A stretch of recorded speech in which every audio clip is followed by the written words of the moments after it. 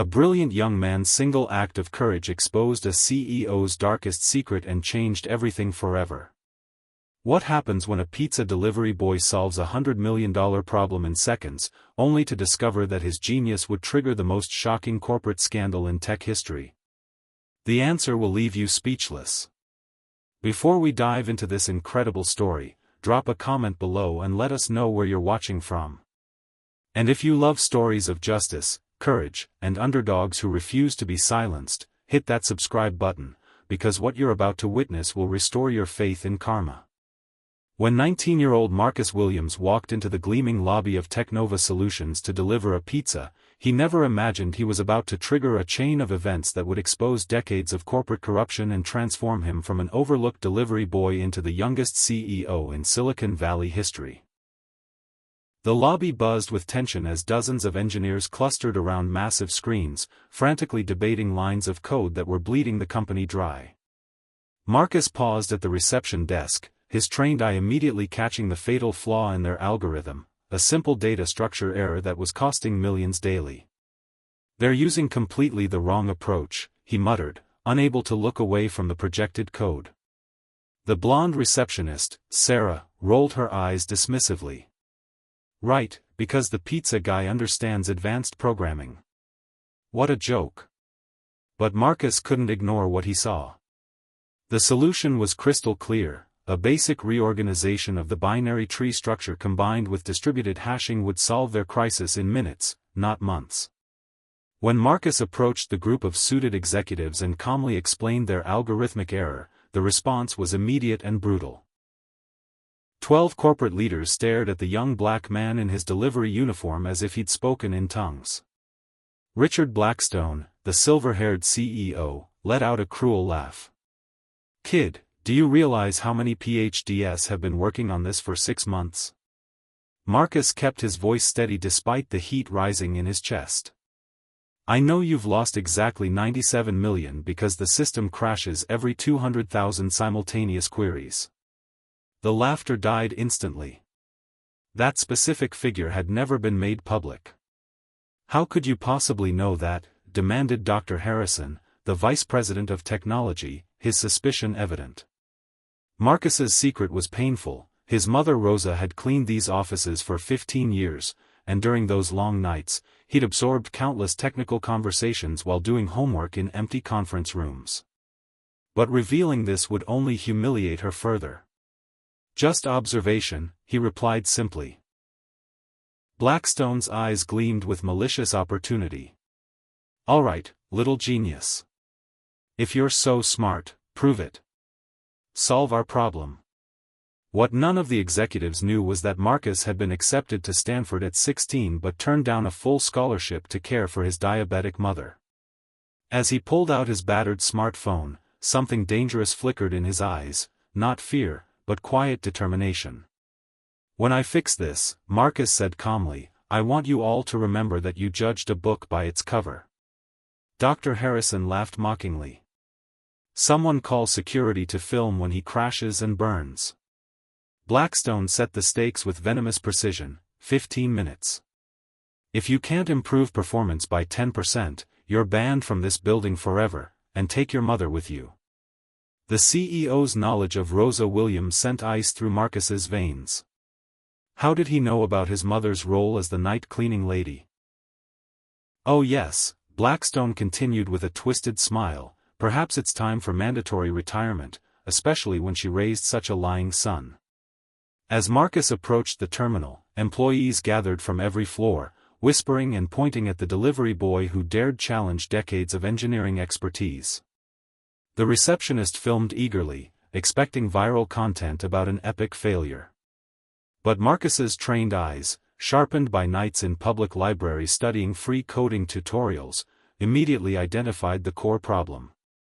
The system was layers of poorly optimized code, like a house built without foundation.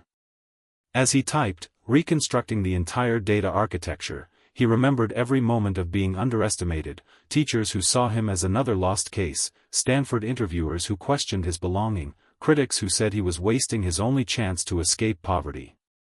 10 minutes, Blackstone announced, clearly expecting to witness humiliation. But Dr. Harrison's confident expression began wavering as he watched Marcus's elegant code replacing 300 lines of confusion with just 47 lines of perfection. "What are you doing?" asked a curious engineer. "Treating this system like a family budget," Marcus replied without looking up.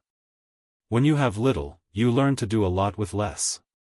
5 minutes, Blackstone muttered, his voice losing confidence.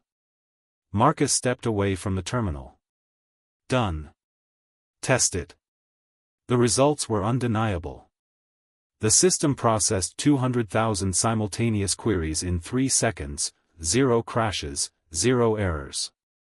A 97% improvement in performance, 90% reduction in processing time, and projected savings of half their server costs. The lobby fell silent. Even the arrogant receptionist seemed speechless.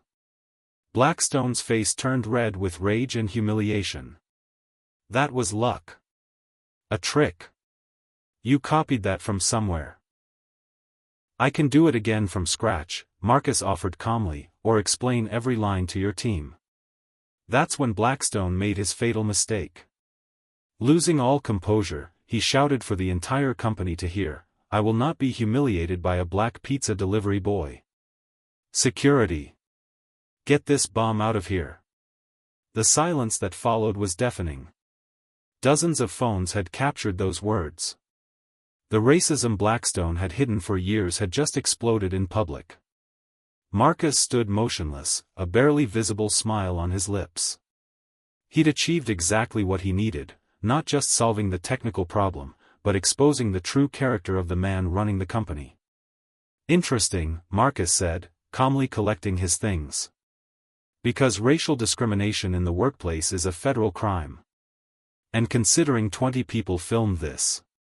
What followed was a masterclass in strategic justice. Marcus, his mother Rosa, investigative journalist David Chun, and even Dr. Harrison joined forces to expose a pattern of corruption that ran deeper than anyone imagined.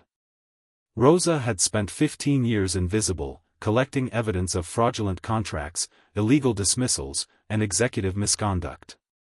Combined with Marcus's technical brilliance and media attention, they built an unbreakable case. 6 months later, Marcus Williams sat in Blackstone's former office as the youngest CEO in company history. The same lobby where he'd been humiliated now displayed his portrait beneath a corporate slogan he'd created, "Excellence has no color, only results." Blackstone, meanwhile, went from corner office to federal prison, his empire crumbling as spectacularly as his public meltdown. Today, Marcus still volunteers delivering pizzas to shelters every Friday night. "To remember where I came from," he explains, "and so young people can see that it doesn't matter where you are today, it matters where you're going." The conference room where it all began is now the Marcus Williams Innovation Center, encouraging employees from all backgrounds to share ideas without fear of judgment. As Marcus told a Stanford audience years later, "I would change only one thing, I'd have delivered that pizza 5 minutes earlier, so I could have had more time to see Blackstone's shocked face when he realized he'd underestimated the wrong kid." This story proves that true revenge isn't bringing your enemy down to your level, it's rising so high that they become irrelevant. Sometimes the greatest victories come not from fighting the system, but from being so undeniably excellent that the system has no choice but to change. What did you think of Marcus's incredible journey?